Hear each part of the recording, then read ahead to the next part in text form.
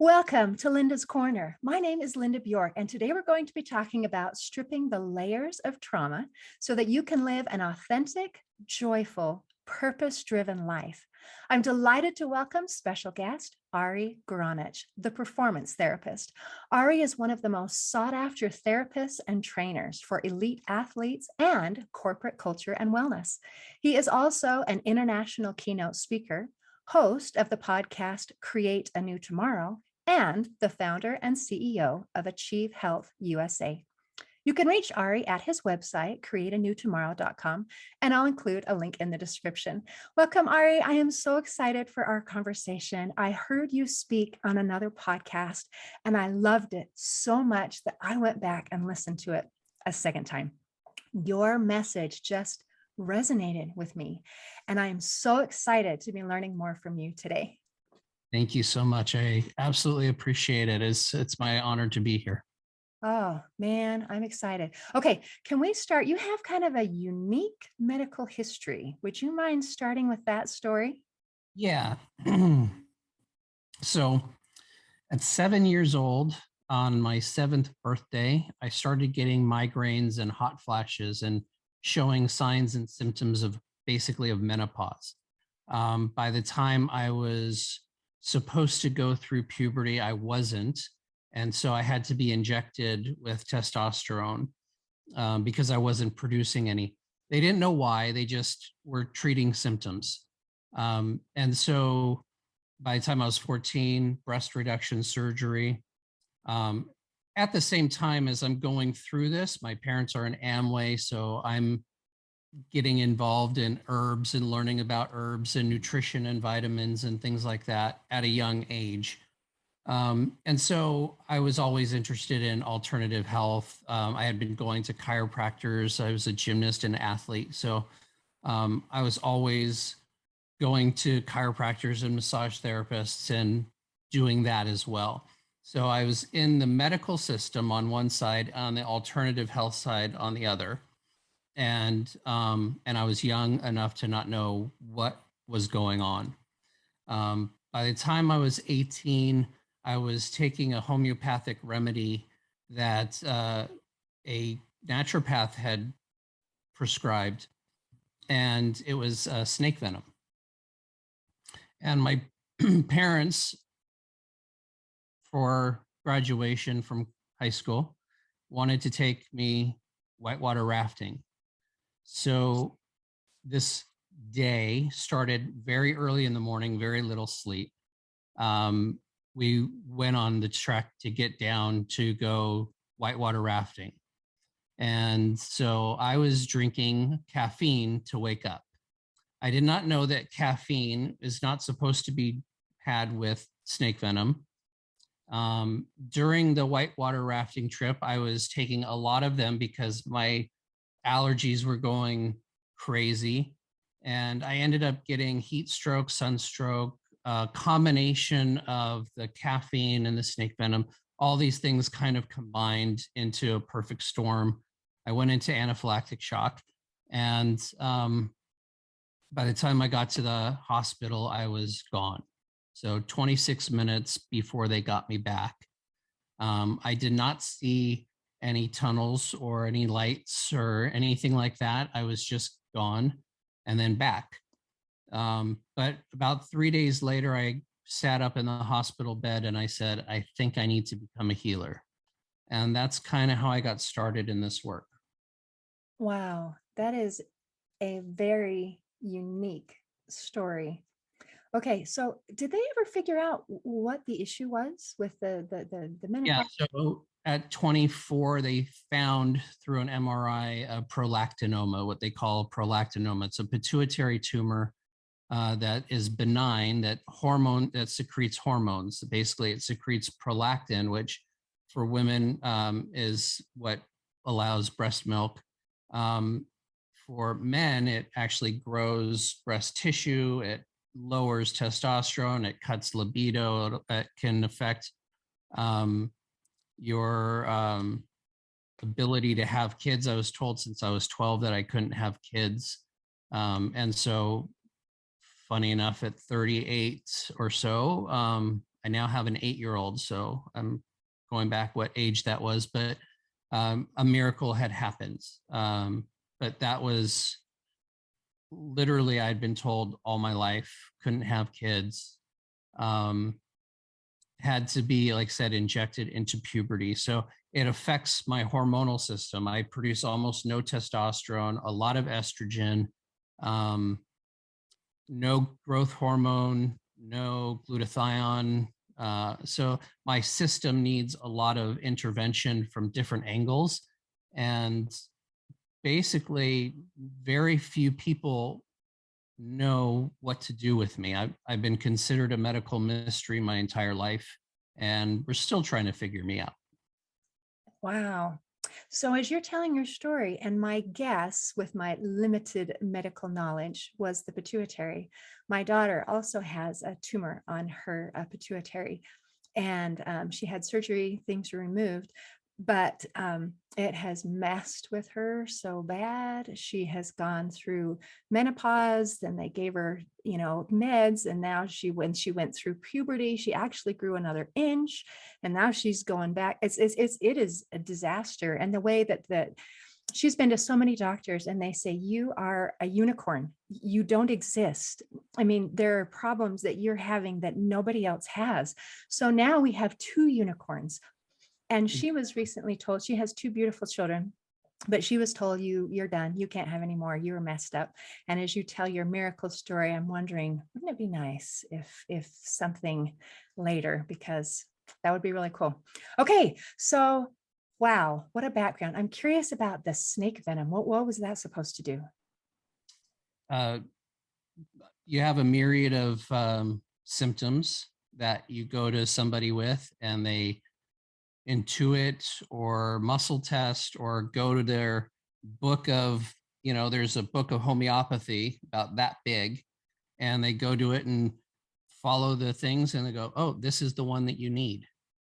And so that was how I got that particular one. I mean, so many people have done homeopathics in so many different ways over the course of my now 27 years in this career and field. That it's a fascinating art form, but how one gets to those, that there's so much information in homeopathy. It is a doctorate study. Is that one of the modalities that you include? I love your broad, open mind approach. And as you kind of share your story and the experiences that you had working with this and working with that, I can kind of see how that maybe opened your mind a little bit. Do you want to explain what you have used to study and what things you have brought in, and how that adds to your ability as a healer? So my goal, remember, was to be I need to become a healer. I sent my letters out to 28 schools. I figured massage would be the first place to start. Hands on. I was always good with my hands, and so I figured that would be perfect place to start. And so I sent out 28 letters. I picked one that came back to me, and I went there, and that was the one. That was just the place that I was going to go. The owner did not know how to run a school at all. But she had been a therapist for over 40 years, and she knew everybody in the industry. She was just, amazingly connected in the industry. And so she would fly out instructors to do intensives with us. And so we would learn from Ida Rolf, and then we would learn from a chiropractic instructor at Logan or one at Palmer. We would, she would fly in. We had somebody come in and do Lomi instruction. We did so many different things. But the teachers that ended up coming, two of them were amazing. One was one of the top kinesiologists in Holland. And she came, and we learned all of our kinesiology from her. And then her partner was like an X-ray technician for 20 some odd years, turned healer. And he ended up teaching us a myriad of energetic healing modalities, including one called I Am, or I Acknowledge Myself, which basically is like if you have a headache, if you're walking through a mall and all of a sudden you get a headache, is that your headache or is it somebody else's that you picked up? How do you know if it's yours or not?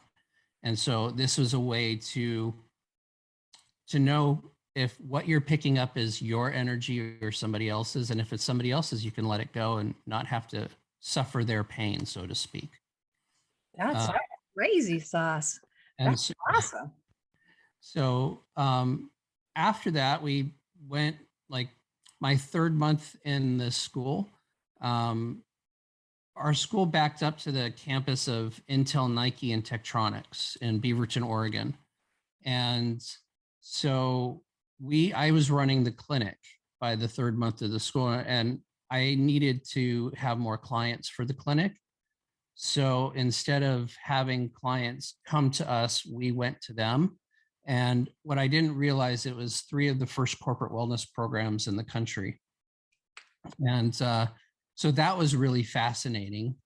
Um, by my sixth month in the school, we went and did a health expo, and Richard Simmons was there. So I got to work on Richard Simmons, Victoria Jackson, who was an ESPN fitness model. I got to work on her at this event, and then a couple ball players came in, and I worked on them.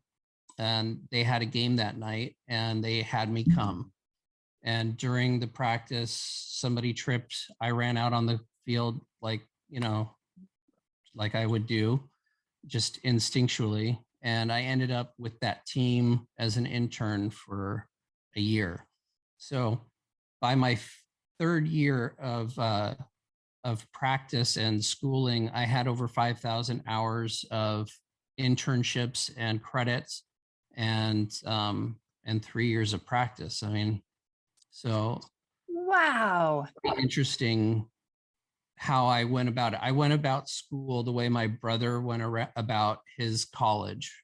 He was a triple major, double minor in 4 years, master's in one. Whoa. And I kind of did the same thing.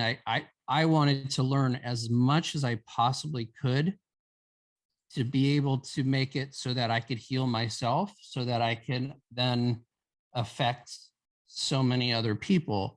Unfortunately, when you do that, you kind of forget that you're the first person, and you end up just focusing on everybody else. And so that happens too. Oh, darn it. It's easy, unfortunately, to forget ourselves that we need to come in first.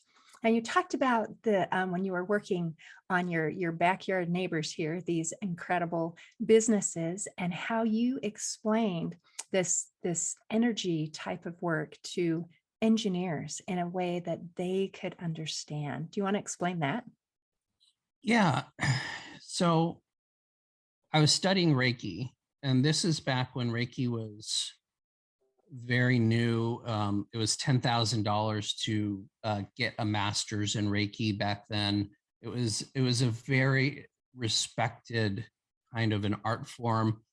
A little bit different today. It's more widely known, but it's also like you could get Reiki attuned online by putting your hand on a bunch of symbols.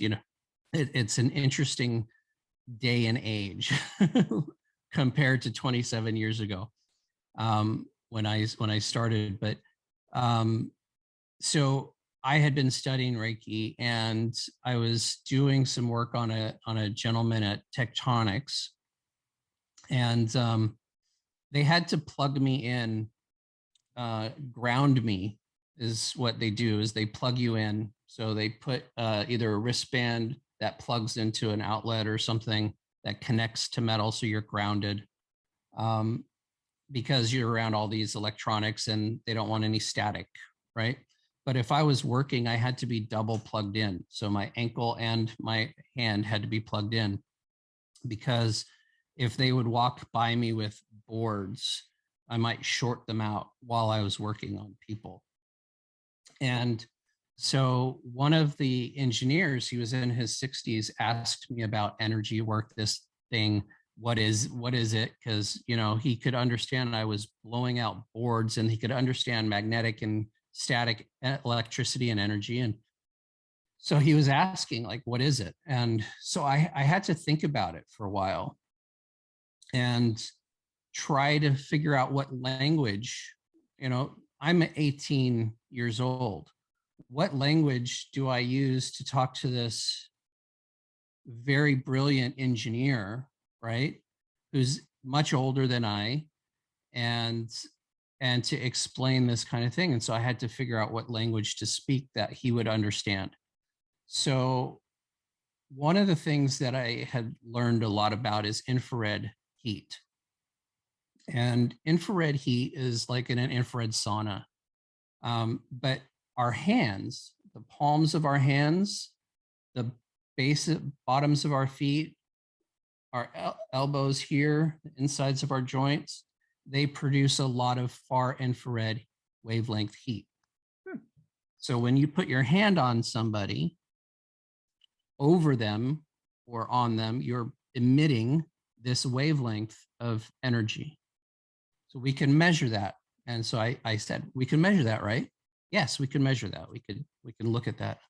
So, and we know that that wavelength enters the body approximately 2 to 3 inches into the body. Yes, we could measure that. That's something that we know. Okay, so if I put my hand and I'm emitting this wavelength and it's hitting 2 to 3 inches in your body, that's around where your organs are, where what is it doing? It's causing inflammation or heat to build up. And what does inflammation do? It causes your system, your brain, your nervous system to start sending signals. I want to have some painkillers in that area. We want to see what's going on. So we need some exploratory cells, So your body starts this physical chain reaction to find out why the heat is in your body. Okay. So this is how energy work works. And he looked at me like, I can understand that.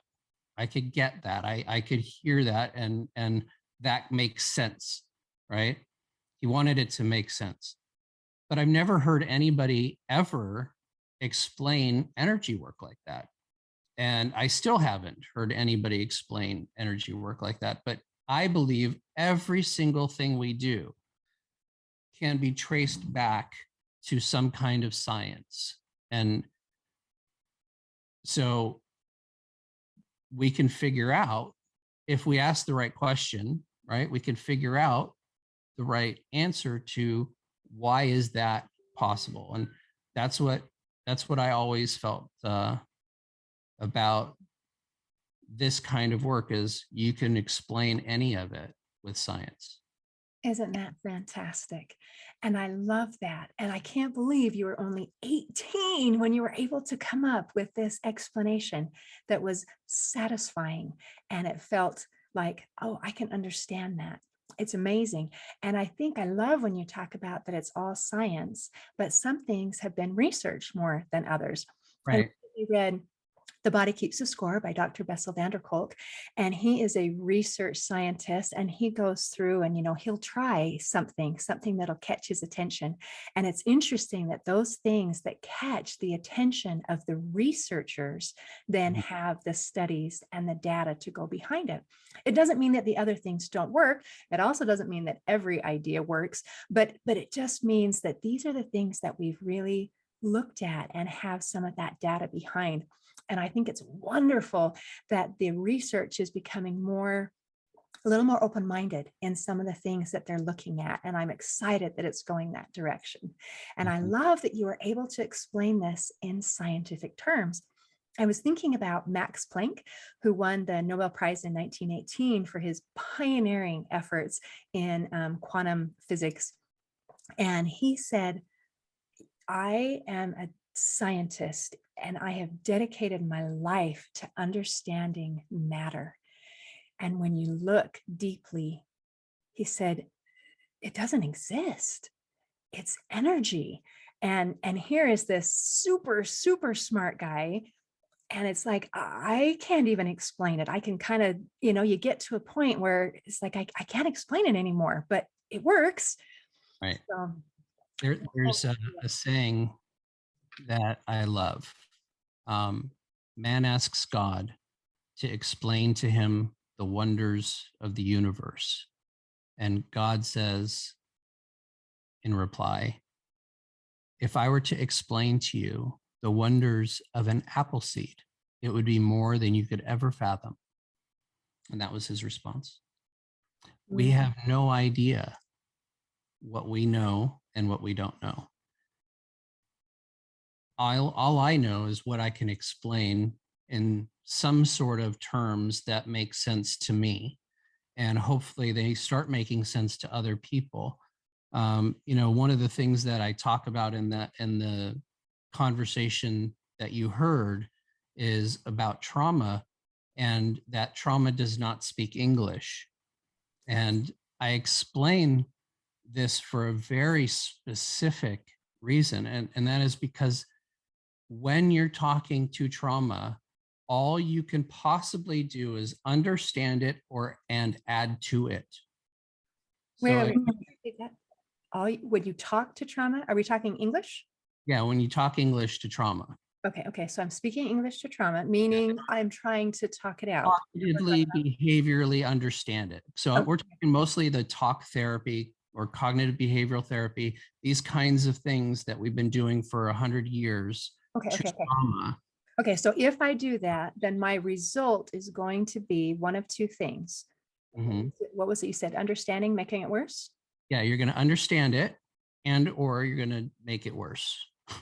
I choose not option Because B. if you're understanding it, here's what you're doing. You're trying to create a strategy in your logical mind to disable it. Okay. You're not curing it. You're not dismissing it. You're not leaving it away. You're trying to deal with it in a logical way. So, for instance, I'm smoking cigarettes, right? And I'm going to quit smoking cigarettes. So, what do I do in response? I chew gum, right? Okay. Now, something happens, stress hits, whatever, something happens, all of a sudden, that gum is not going to do it anymore. You go back into reptilian brain, boom, you're not in thought, you're not in your logical brain. So you're not going to just chew the gum. You're going to go back into, I need a cigarette right now. And you go back to the same old behavior that we were doing before. Or you could say, I understand warning label on that cigarette pack, but I'm going to just smoke my 4 packs a day anyway. And it's like a rebellious nature to the knowledge of what you're talking, of it. So that's where I say you could kind of make it worse by talking about and bringing it up over and over and over again. It's like, okay, why are you going to relive it? You already know it happened. You know it existed. You are cognitively, behaviorally aware of it. You know your trauma, but you can't get through actions that are different than what your trauma allows you to do. Why not? Trauma doesn't speak English. Trauma speaks the language of touch, of vibration, sound, movement, motion, right? Emotion, energy in motion. Everything has to have movement and vibration and sound to it. That's what trauma is. You get hit in the, gut, proverbial, it's a movement with a sound, right? It's not a language. Right. So, I don't think I could spell that. So right. if we're going to go to a place where we're not just going to talk about it, we want to heal from this trauma. So what kinds of actions can we take to be able to heal? Right. So somatic trauma requires somatic responses, and trauma does not happen in a bubble, meaning it doesn't happen alone. Typically, you're not the one causing trauma to yourself until you've had enough of it that your brain just starts looping the patterns, right? So you need to have experiences that are safe, right? So if you have a trouble being seen or being heard, let's just call it for business, right? You have trouble being seen or heard because you were told as a child children should be, should be seen, or Heard. not seen, not Oh, heard, there's that. out of the way, or seen and not right. Seen and not heard, or out of the way. They're put in a separate place. So you're having this memory of, I've always been told to not be heard, right? So then if you're a business owner, how are you going to go onto video and do the things that nowadays you need to do in order to be heard, in order for your product or your service to get sold? You're not. You're going to have a fear of it. You're going to, oh, I have other ways. You're going to have some kind of thing. If you do one of these 30-day challenges, though, and just force yourself into it in a safe place where you have a whole bunch of people who are congratulating you and loving you about your message and all those things, now you've created 30 separate occurrences that prove the opposite of what you originally thought, of what your trauma assumed, right? So your somatic responses have changed because you've done something with people that have then rewarded you for it, right? Safety and reoccurred, right? Condition.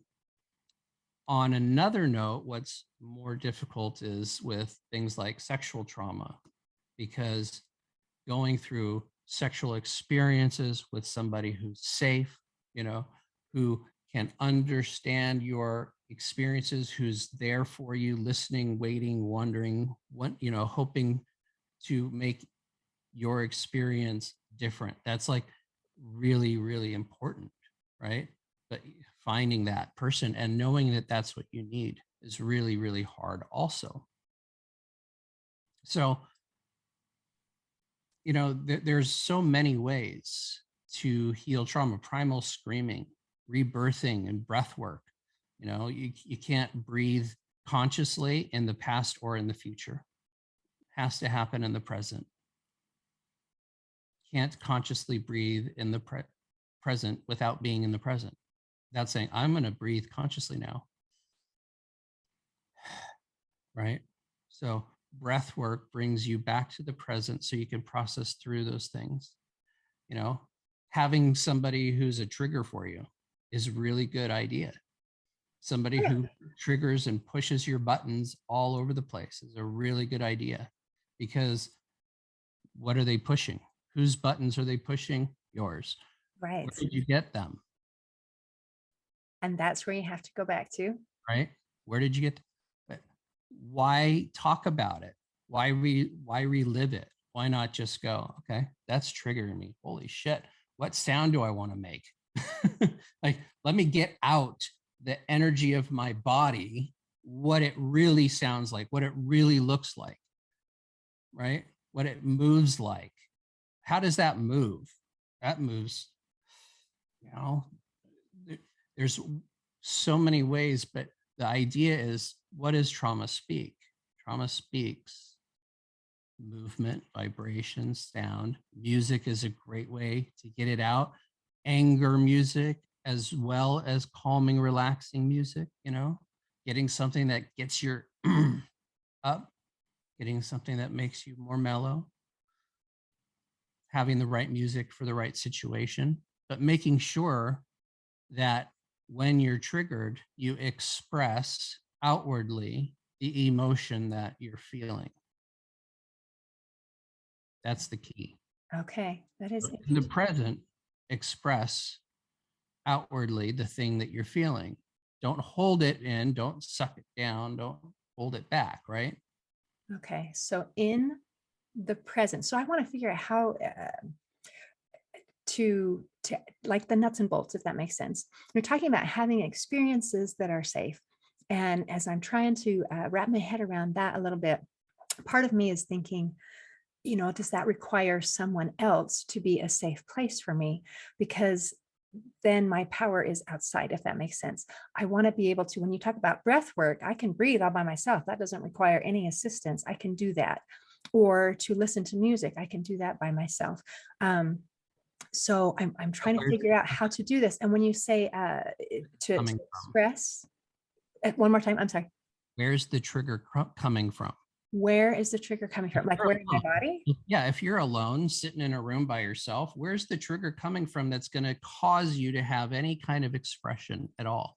Unless you're just watching, Facebook and you're reading posts and stuff and you're Okay, alone in it. well, let's say that. Or like you, like a person, like someone who pokes your buttons, someone who triggers you. And Right. how do you find a response that's, say I'm in the grocery store and somebody says something. I mean, I can't really have a temper tantrum in public. What kinds of things? You can breathe in public, I can right? breathe. Okay, breathing is good. Right? You I can am take, allowed to breathe in yeah, you public. can take really deep breaths. You could breathe as hard as you want, as lightly as you want, as deeply as you want, as shallowly as you want, and over again, as rhythmically as you want. You could do that to get out what you're feeling, right? And what if you don't know what you're feeling? You're feeling something, right? Correct. Some motion, some movement. Shake your body. What do if you're not just, just moving something out of me. You don't have to know. It's not about the logic. That's what I'm trying to get across is it's not about what's in your brain. Your logic will not help you here. Your brain will not help you in trauma. It is actually the antithesis of helping you. Express it, express, get it out of your body.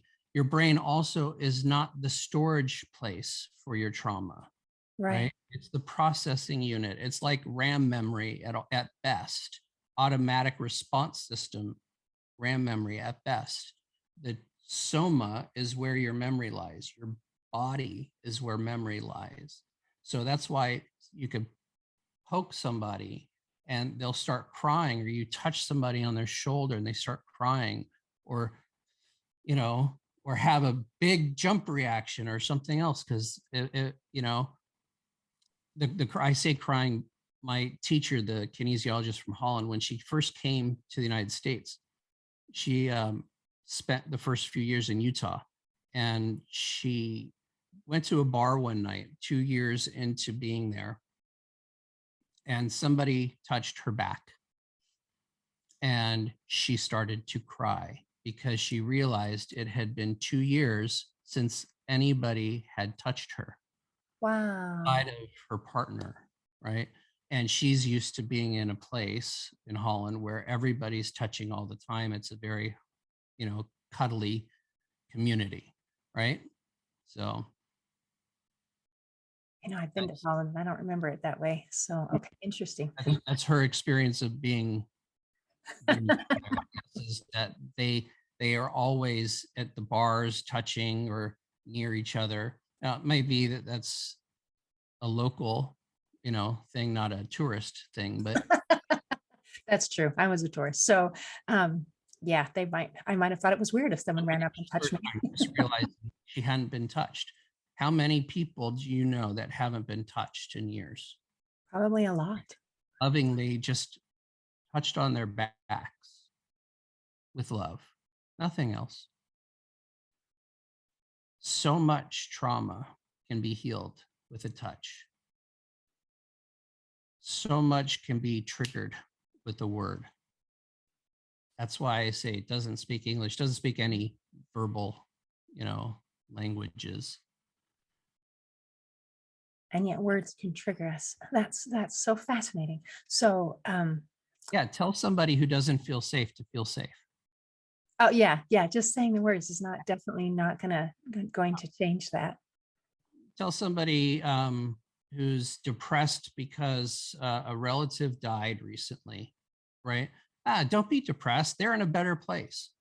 See how that works for you, right? Not very well. Try sitting with them and just loving on them in their uncomfortability. So the reason why we do the words thing is because we're so uncomfortable with their pain that we want to fix their pain so that we can get comfortable. Ooh. And that is so freaking damaging. Sitting with somebody in their pain is where it's at. Not trying to get them to move anywhere, do anything, be anyone. Just, I hear you. I'm here. I'm here. That's it. I'm here with you. Okay. Powerful, right? Yes, definitely. Okay. You've given me a lot to think about as I try to, it's a little different angle than the things that I have heard before. And so trying to incorporate how does that match? How does this combine with this when something seem a little bit paradoxical? Right. And some things that I believe just are completely outside of the norm. But I watch. I'm a watcher, and I've watched for 27 years people do the same things and get the same results or no results or crappy results. And it's annoying. It really is just annoying to me because there's so many people suffering because so many people are so passionately committed to the place that they've been that they're not willing to go to the place that they could be. And so that's in their studies too. If you're really a cognitive behavioral therapist and you spent 30 years doing it and somebody tells you that that's not working and here's why, and how willing are you going to be to listen, to change, change your status, your state, right? it's it's not on the norm. What I'm saying is not something that I've heard very many people say in any way. And so I would understand very paradoxically, but I'm looking at what works absolutely, what works every single time if it's done correctly, right? And done correctly, there's a myriad of rules that I have that, and I'm adding to them every day because there's always mistakes that get made, right? But the way of being for a practitioner, here's my rule.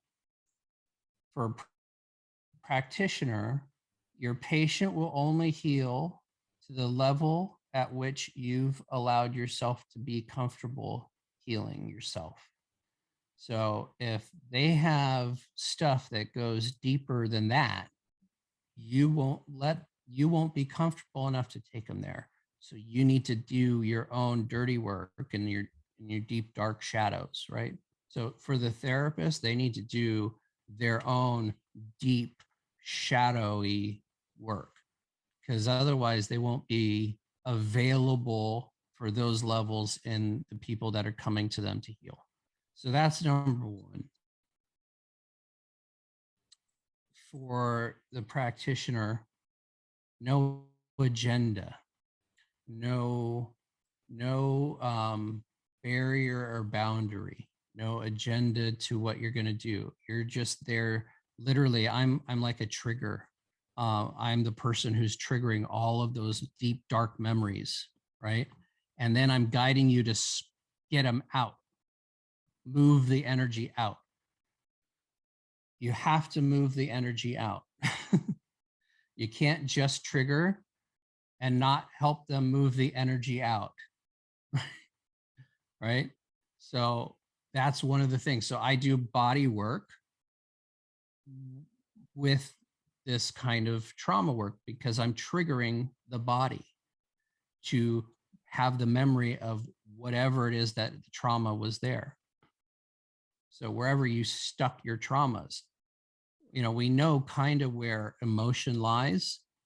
Chinese medicine has been pretty clear on that for a long time. Fear and worry is, kidneys, and anger is liver, and lungs are the joy of life, breathing in life, so we can see that if you have issues in certain locations, what kind of emotion you might be stuffing there, right?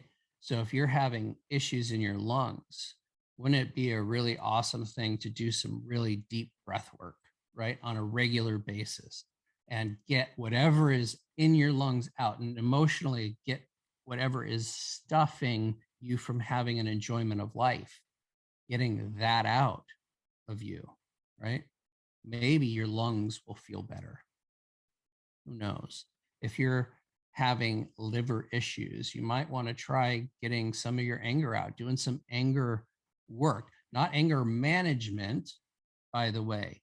Anger work. Go into one of those booths that, have you busting stuff up with a sledgehammer if you need to, or go to classes that'll have you moving your body in ways that are like high intensity.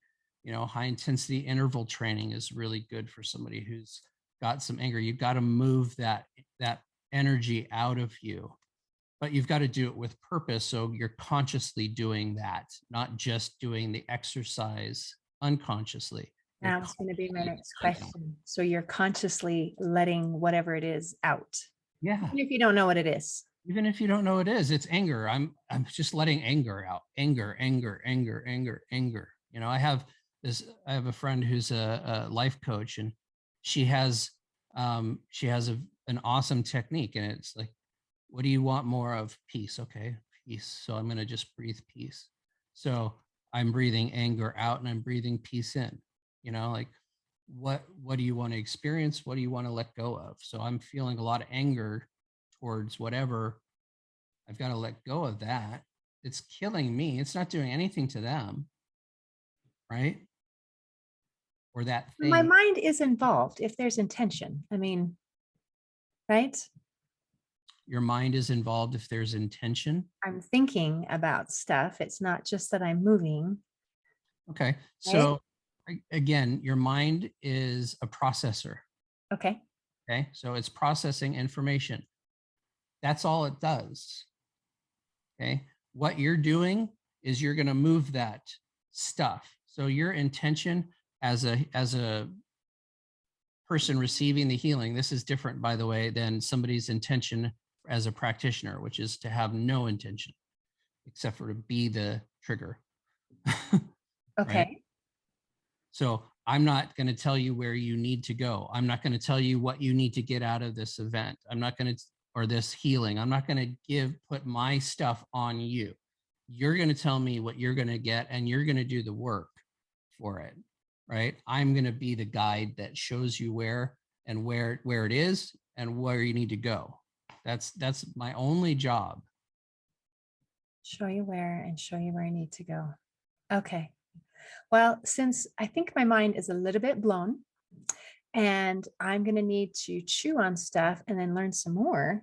So, beyond your website, where do I learn more from Ari? You could go to any of the podcasts that Create a New Tomorrow. They're all on YouTube as well if you want to see the video version, or any one of the podcast places. The things. Okay. Perfect. Well, thank you so much for opening minds. I've heard it said that your mind is like a parachute, it works better when it's open.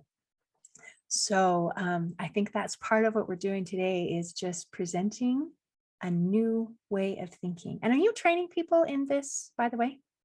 That is eventually my goal. Okay. Adding in some psychedelic elements as well, because the psychedelics definitely help with getting the brain out of the way, you know, the mental side out of the way, so that you can get to the stuff that's in the body more. But yeah. Awesome. Well, thank you. Thank you so much for sharing your wisdom, your experiences, and thank you for your time today. Oh, my pleasure. Thank you for having me. It's been enlightening. In closing, I'd like to share a quote by Dr. Bessel van der Kolk. He said, in order to change, people need to become aware of their sensations and the way that their bodies interact with the world around them. Physical self-awareness is the first step in releasing the tyranny of the past. Today, I invite you to expand your understanding about the language of trauma so that you can live an authentic, joyful, purpose driven life. See you next time on Linda's Corner. Thanks for listening. If you enjoyed this episode of Linda's Corner, please share and subscribe to help us reach new listeners. I also invite you to check out my nonprofit, Hope for Healing, at the website hopeforhealingfoundation.org for free ebooks, free audiobooks, and other free resources to help increase happiness, build confidence and self-esteem, strengthen relationships, manage stress, and calm feelings of depression and anxiety. I also invite you to grab a copy of one of my books, like Crushed, A Journey Through Depression, or Amazon bestseller, You Got This, an action plan to calm fear, anxiety, worry, and stress. See you next time on Linda's Corner.